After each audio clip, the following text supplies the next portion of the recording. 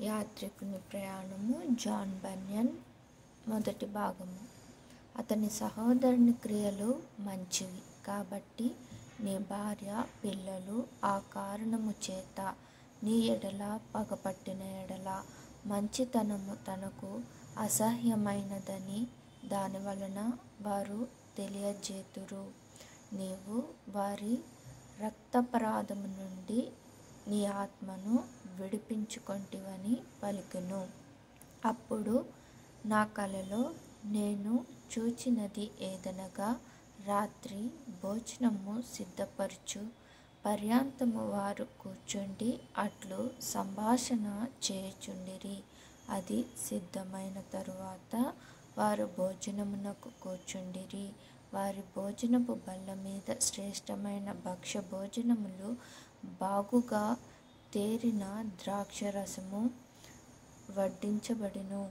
వారు భోజనపు బల్ల దగ్గర కూర్చున్నప్పుడు వారి సంభాషణ యావత్తు ఆ సీయోను కొండ యజమానుని గూర్చినదే.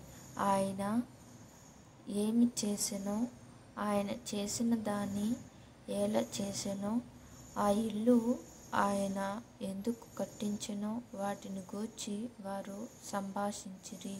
ఆయన మహాయుద్ధ వీరుడనియు మరణ బలము గలవారిని చంపెననియు, ఆ యుద్ధములో ఆయనకు మిక్కిలి ఉపద్రవము కలిగెననియు వారి సంభాషణ వలన నేను తెలుసుకొని, ఆ కారణము చేత ఆయనను మరి ఎక్కువగా ప్రేరేపించితిని.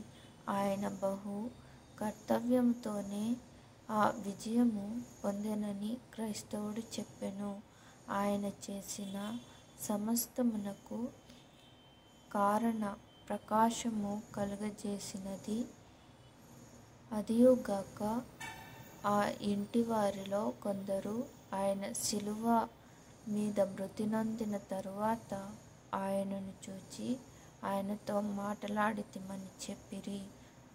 అంతేకాదు, తూర్పు నుండి పడమటి వరకు ఆయన వంటివాడు ఎక్కడనూ దొరకడు.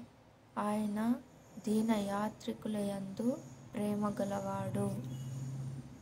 ఇది క్రీస్తు నియమించిన రాత్రి భోజనము.